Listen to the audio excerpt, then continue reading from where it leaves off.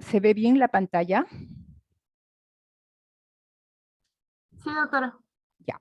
Entonces, vamos a conversar sobre revisión sistemática y metaanálisis. Ustedes, como ya manifesté, han trabajado durante estas últimas 3 semanas tratando de presentar su artículo de investigación bajo un diseño que se llama revisiones sistemáticas. Algunos grupos lo han hecho, otros grupos han ido a estudios de tipo original. Ya sabemos que las revisiones sistemáticas consiste en una síntesis de la información de la literatura científica a través de estudios que han sido publicados, analizados bajo todo un contexto de investigación. Pregunto si estoy grabando, ¿sí? Sí, doctora, sí está Sí, grabando. correcto, gracias. Entonces, estas revisiones sistemáticas son muy importantes para ustedes. ¿Por qué? Porque ustedes están en una nueva era del conocimiento. El conocimiento avanza tan rápidamente que ustedes no tienen tiempo para leer tanta información. Entonces, lo que se ha tratado de hacer en este curso es conducir, orientar hacia un análisis crítico de la literatura. Y dentro de la máxima jerarquía de la evidencia científica se encuentran las revisiones sistemáticas. Y metaanálisis es la máxima expresión de la jerarquía en la evidencia científica. Los metaanálisis constituyen la mejor exposición de una evidencia científica. Vamos a ver por qué. Entonces, en síntesis de literatura científica, a este conjunto de estudios analizados constituyen una revisión sistemática. Pero ¿cuáles son las condiciones? En primer lugar, que los datos deben ser claros y deben ser homogéneos. Cuando eso ocurre, recién podemos hablar de un metaanálisis. Entonces, toda revisión sistemática, ya ustedes también lo saben, empieza, como cualquier investigación, por una pregunta. Pero esa pregunta en una revisión sistemática tiene que seguir una estructura en base al acrónimo PICO. ¿Por qué? Porque lo que se busca es una pregunta específica. Las preguntas a través del acrónimo PICO nos permiten obtener literatura específica al problema de investigación, generalmente clínico, terapéutico, que es difícil poder sintetizar por la cantidad de variables que puede tener cada individuo que participa en una investigación. Estas revisiones sistemáticas constituyen una estrategia para la búsqueda clara y reproducible de ese trabajo de investigación. Hay que hacer una buena selección. Ustedes saben que para seleccionar tenían que poner criterios de inclusión, criterios de exclusión, y según eso iban aceptando o rechazando los artículos para la interrogante que ustedes planteaban en su trabajo de investigación. Luego extraían los datos y se evalúa la calidad de la evidencia. Solamente cuando los datos son robustos y homogéneos, solamente ahí se va a realizar un metaanálisis. ¿Y cuáles son los datos robustos y homogéneos? Generalmente los que tienden a tener la característica cuantitativa. Entonces, cuando tenemos resultados con variables cuantitativas y resultados de muestras homogéneas, vamos a poder concluir con un metaanálisis. Esta es la jerarquía de la evidencia, entonces ya saben que el máximo nivel son los metaanálisis. ¿Por qué? Porque tienen una alta calidad de la evidencia y tienen una baja posibilidad de sesgos. Recuerden que en la base de la pirámide están todos los estudios descriptivos. partiendo de serie de casos. Puede haber un estudio transversal, puede haber un estudio prospectivo simplemente descriptivo. Dentro del grupo de los estudios observacionales empiezan los niveles desde un estudio, vamos a decir, de prevalencia, y luego vamos a pasar a los comparativos, los estudios analíticos, que siguen siendo observacionales, pero ya hay grupos de comparación, casos y controles o estudios de cohorte cuando se hace la intervención en un grupo frente al otro que viene a ser el control. Entonces acá tenemos desde la base los que tienen más riesgo de sesgo, luego vamos subiendo y llegamos al grupo experimental, los estudios que se denominan ensayos clínicos, los cuales pueden ser no aleatorizados y aleatorizados. Y en el máximo nivel de la evidencia científica, tenemos a las revisiones sistemáticas con metaanálisis. Ya ustedes también conocen que la literatura primaria son todos los estudios observacionales, los ensayos clínicos, los originales, y la literatura secundaria corresponde a las revisiones sistemáticas, o sea, son estudios que ya se realizaron, se analizaron y se publicaron. En base a esa bibliografía se puede trabajar una revisión sistemática. En la terciaria están las guías clínicas y las evaluaciones económicas en salud. Hay listas de comprobación para los ensayos clínicos y en este caso CONSOR específicamente es una lista para todo lo que es ensayos clínicos. Generalmente ensayos clínicos lo van a ver en lo que es tratamiento, intervención terapéutica. Esta lista la tienen ustedes en su teoría y miren todos los ítems que hay que atravesar.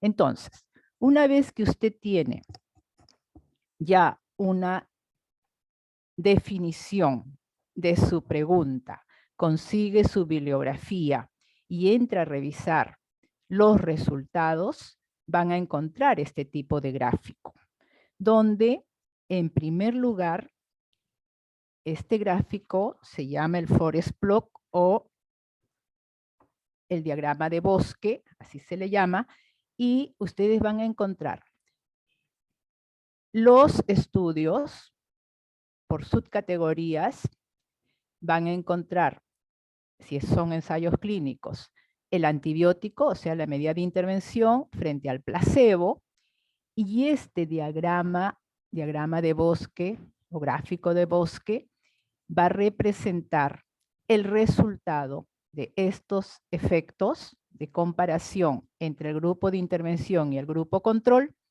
donde ustedes ven los puntitos azules, serían la medida del efecto, en este caso es un OR está midiendo el efecto del antibiótico en comparación al placebo. O sea, ¿cuál es el efecto de este antibiótico frente al placebo? Este gráfico de bosque tiene unas características especiales. En primer lugar, si usted tiene un OR igual a 1, aquí están viendo la línea vertical, cae en 1, ¿qué significa? Si el RR o el OR es 1. A ver. ¿Quién me responde? De que no haya sucesión, doctora, no hay efecto. Perfecto, que no hay efecto. Muy bien. Entonces, si recuerden, en este gráfico de bosque, usted tiene la medida del efecto y las rayitas horizontales son los intervalos de confianza. Acuérdense, cuando un intervalo de confianza consideraba la unidad, acá tienen el intervalo de confianza, pasaba por la unidad, no era estadísticamente significativo. Varias veces se les ha hecho esa pregunta en sus evaluaciones. Entonces, se les ponía un OR, en este caso 1.11, pero miren el intervalo de confianza, de 0.15, más o menos por aquí, a 8.19. Entonces, está atravesando la unidad. ¿Se dan cuenta? Desde aquí hasta aquí, como lo identifican sus líneas horizontales para este primer estudio, sería estadísticamente no significativo, ¿correcto? Miren aquí en el estudio de Uchiyama. Tiene un OR de 0.20, o sea, está a favor del tratamiento. Es un protector y no es un riesgo, está a favor del tratamiento. Y miren su intervalo de confianza, de 0.08 a 0.50. Y acá lo están viendo en la imagen. ¿Se ve mi puntero? Sí, doctora. Ya, entonces, ustedes están viendo que este intervalo de confianza no atraviesa la unidad, está cayendo en la zona a favor del tratamiento, ¿correcto?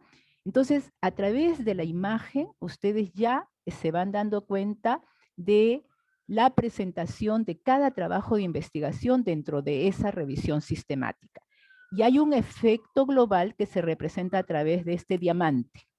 ¿Qué es el efecto global? Es el promedio de toditos los efectos de cada uno de los estudios. Recuerden que una revisión sistemática lo que hace es una síntesis de todas las publicaciones. Por eso el alto valor que tiene, porque esto ha sido examinado, ha sido analizado y nos están entregando datos frente a una interrogante que a nosotros nos interesa seguir investigando. Y el otro punto importante que ahora lo voy a explicar también, es que siempre van a tener estas pruebas para heterogeneidad. Chi cuadrado y vamos a ver también el I cuadrado. Si hay preguntas, por favor, intervengan.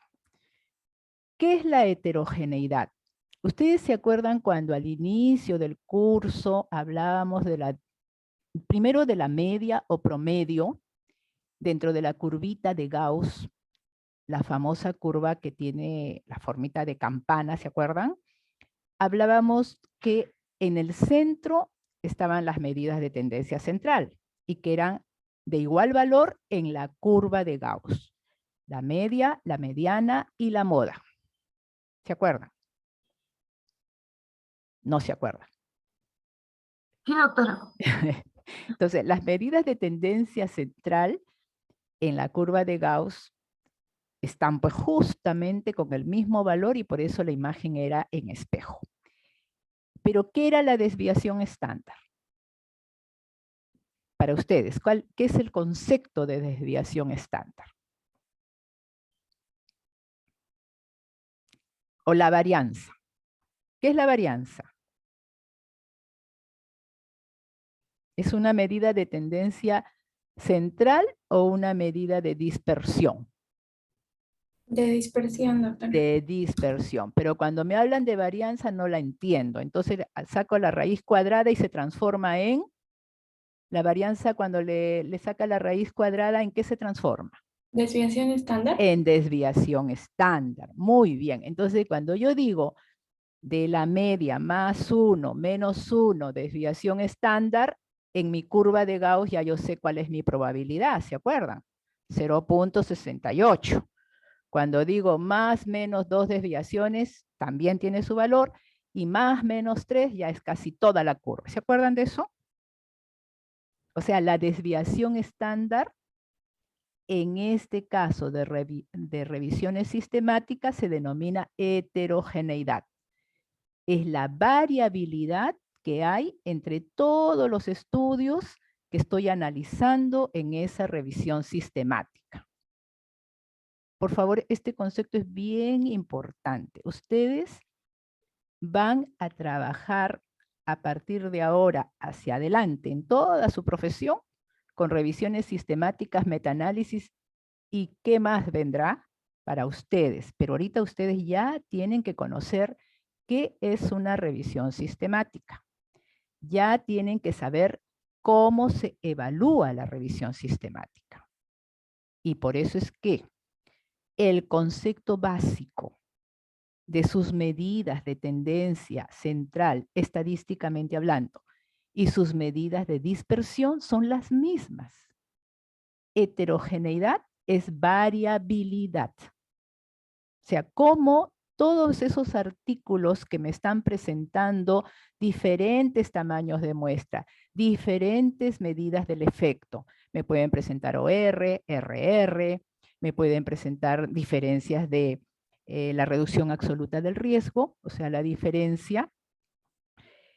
Y todo ello, que es lo básico que ustedes han recibido, van a seguir aplicándolo. Por eso es importante los conceptos. Heterogeneidad viene a ser la variabilidad. ¿Qué es la variabilidad? Es cuánto se desvía cada estudio de un promedio, de una medida de efecto, vamos a poner. Pero ¿qué ocurre en el aspecto de la medicina?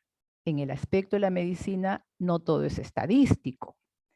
Tenemos variabilidad clínica. En el método también, en los diseños, ¿no? Ustedes han aprendido que los diseños hay dos grandes grupos, observacionales y experimentales. ¿Quiénes tienen más sesgo? ¿Los observacionales o los experimentales? Los observacionales. Correcto. Y dentro de los observacionales, ¿quiénes son los que definitivamente hay sesgo? Los que están en la base, lo que hemos visto, las series de casos, los estudios transversales. En cambio, va subiendo en su categoría, en la pirámide, y ustedes van viendo que se van acercando al metaanálisis. En el metaanálisis se supone que no hay sesgos, pero también los hay. Y por eso es necesario aplicar la estadística, como siempre, para ver esta variabilidad, estas desviaciones de los efectos o resultados de una intervención. Y entonces me pregunto, ¿y cómo la voy a medir? ¿Cómo mido la heterogeneidad?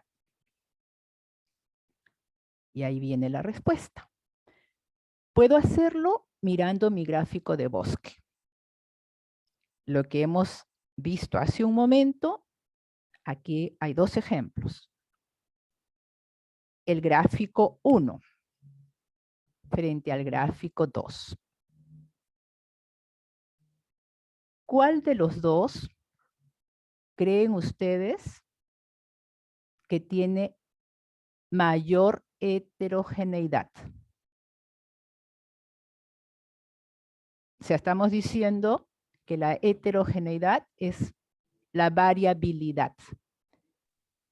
El cuadro o la figura número 2, doctora. La número 2. Muy bien. ¿Por qué? Porque los puntos están más dispersos, en cambio la 1 están más alineados. Muy bien. ¿Qué más? Alineados en el 1, ¿a dónde? ¿A favor de quién?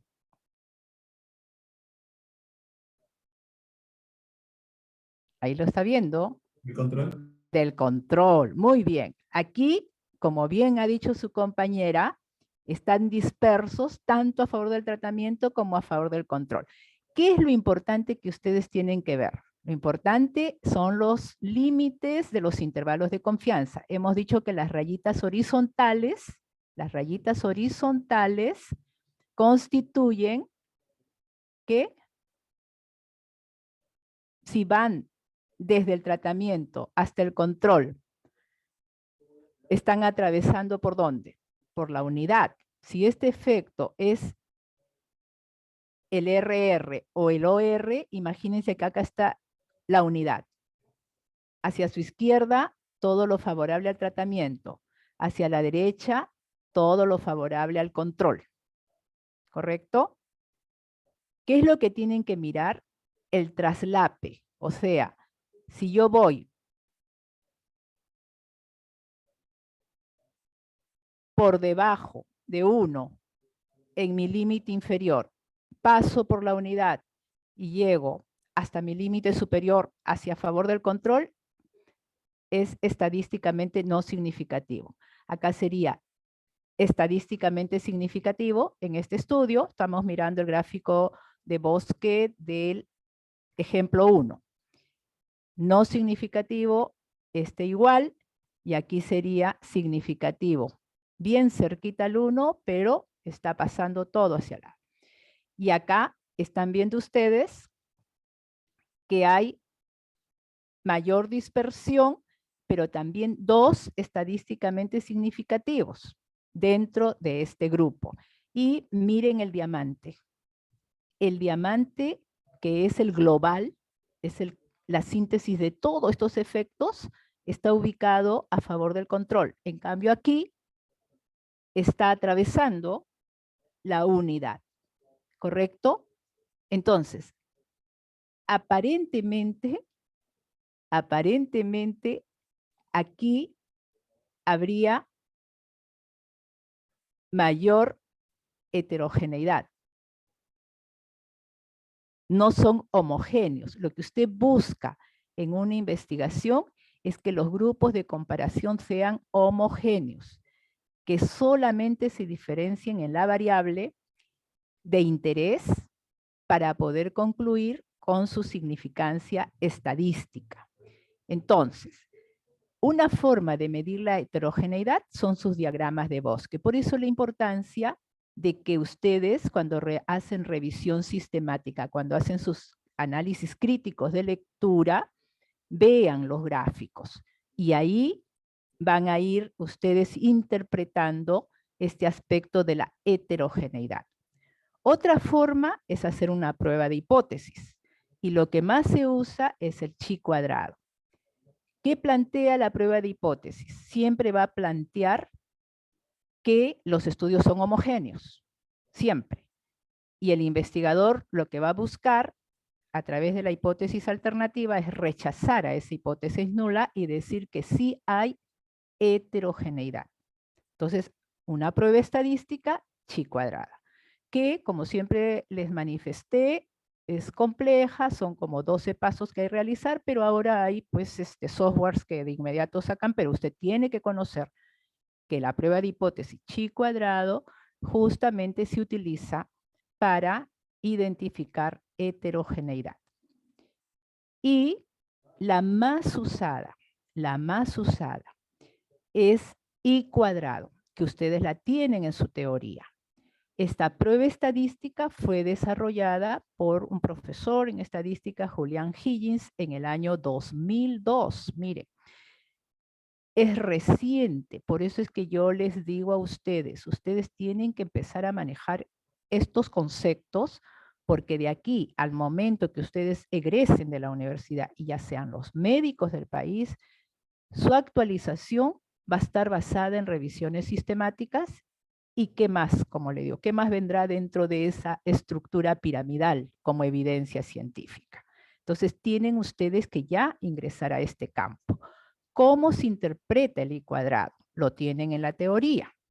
Si es menor del 25%, hay poca heterogeneidad. Si es entre el 25 al 75, es moderada. Y si es mayor del 75%, es muy alta heterogeneidad. ¿Por qué es importante determinar esta heterogeneidad? Porque si yo tengo un valor mayor al 75%, no puedo concluir con un metaanálisis. Hay mucha variabilidad entre todos los trabajos publicados. Y si el I cuadrado es más del 75%, hacer observaciones a qué se debe la heterogeneidad. Si lo explican los autores y presentan un metaanálisis, porque hay heterogeneidad que se basa en la parte clínica, en las características de los integrantes del trabajo de investigación, se acepta. Pero ahí ustedes tienen que reparar que siempre los metaanálisis tienen que hacerse con una heterogeneidad baja, menor del 50%. Entonces, ese es un indicador, es una prueba estadística que a ustedes se las van a presentar en estas revisiones sistemáticas.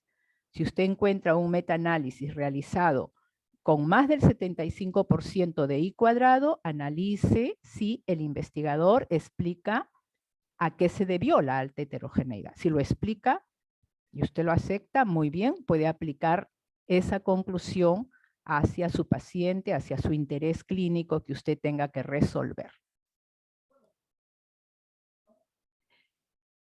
Aquí, por ejemplo, estamos viendo un estudio donde una revisión sistemática donde se presentan 4 estudios y se está analizando por efectos fijos. El efecto fijo es una forma de análisis de la revisión sistemática. Y aquí nos presentan la heterogeneidad 51%. Y miren, su p-valor 0.11.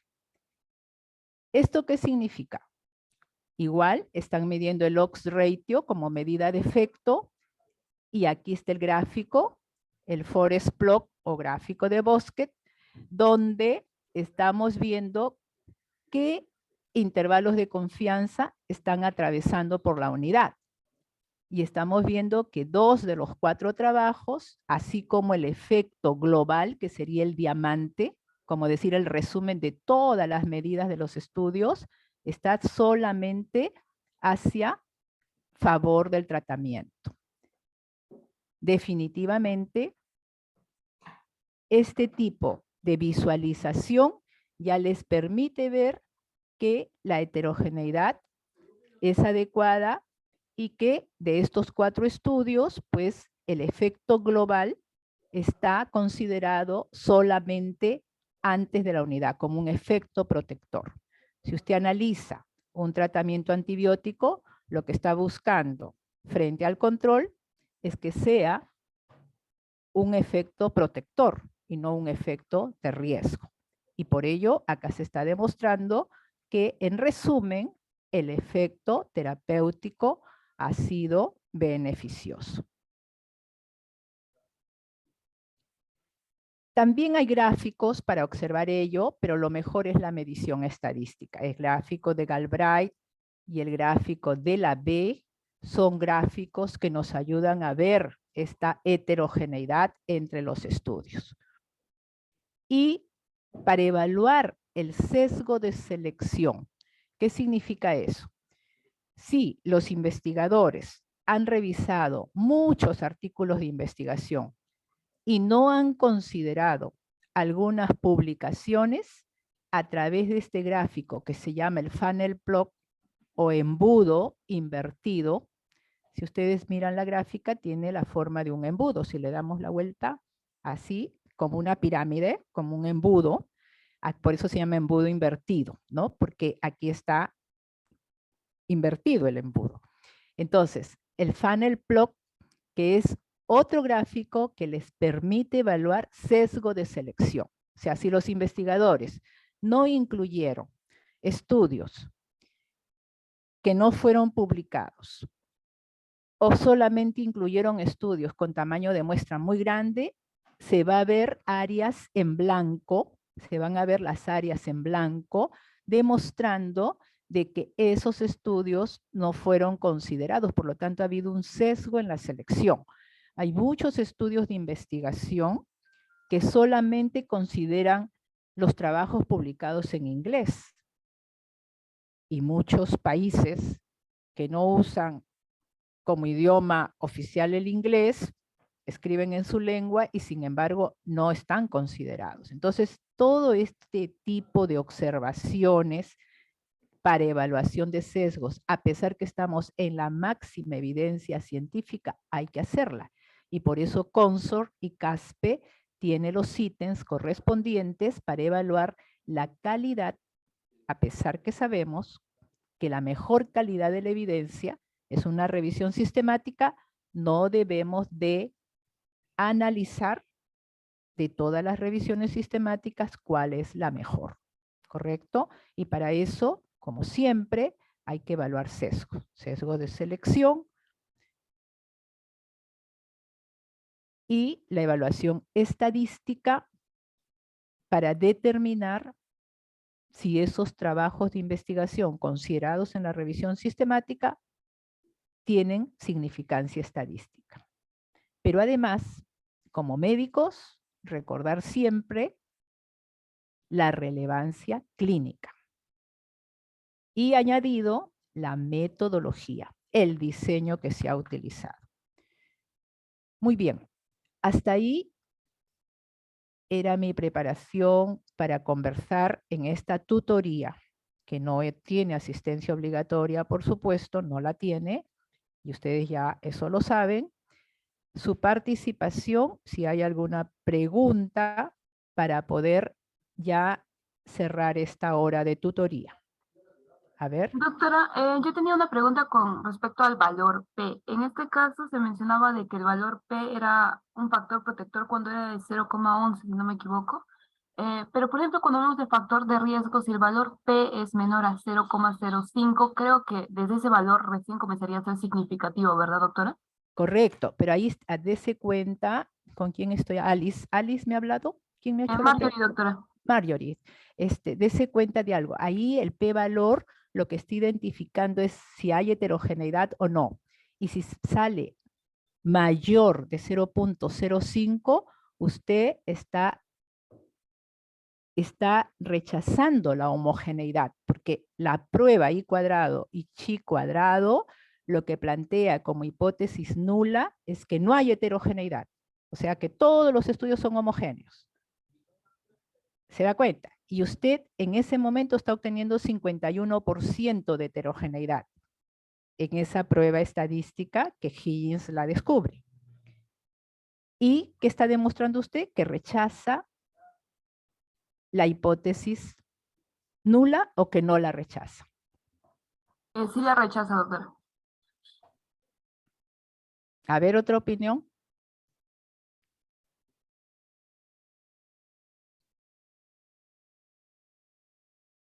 P-valor, acuérdense, uy, 12:40, qué rápido se pasó.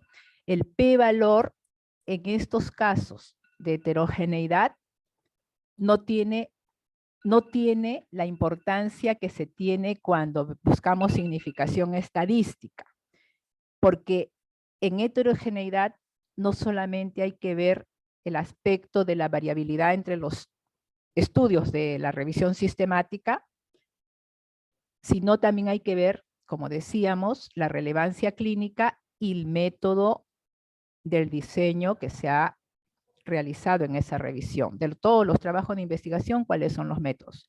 Esa variabilidad combinada se va a medir por I cuadrado. Cuando se aplica chi cuadrado, el planteamiento de la hipótesis nula es, no existe heterogeneidad. Si el p-valor es mayor,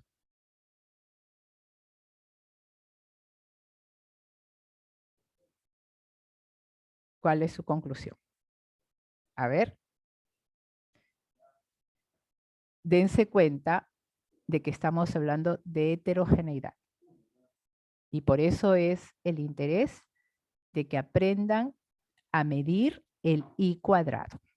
No hacerlo, porque ya para eso hay software. Pero aquí el p-valor, la interpretación es para la heterogeneidad. Y muchas veces, a pesar que sea estadísticamente significativo, o sea que hay heterogeneidad, eso no significa que esa revisión sistemática no tiene valor. Hay que revisar los porqués. ¿Qué pasó? Y siempre también lo dice su teoría, frente a heterogeneidad, examinar causas. No hubo buenos criterios de elegibilidad, o sea, en el diseño de investigación. Por eso todos sus conceptos, por favor, tienen que sumarlos y concentrarlos. Y esta es una experiencia de aprendizaje progresivo. Muy buena pregunta a seguir analizando. ¿Correcto? Muy bien. Pasamos ahora al grupo que tiene práctica conmigo de inmediato. Ya tendríamos que haber empezado, ya nos estamos pasando 2 minutos. Y los que puedan rendir su evaluación 4, que están sin hora de práctica, ya está disponible en el sistema. Buenas tardes y nos estamos viendo el día del examen. Doctor, una pregunta, disculpe. Caterine, me voy ya a la práctica. Sí, Dígame, brevemente, dígame. disculpe. Sí, Dígame. sobre el examen. Lo podemos realizar en cualquier momento del día, ¿verdad? No hay ningún problema. La evaluación de hoy tienen hasta las 23:59. El examen no, Caterine. Por eso es importante que usted me indique día y hora, porque eso se No, tiene. sí, la evaluación de día, me refiero La evaluación de hoy es hasta las 11:59, en cualquier momento. 20 minutos, Listo, ¿correcto? doctora, muchas gracias. Hasta luego.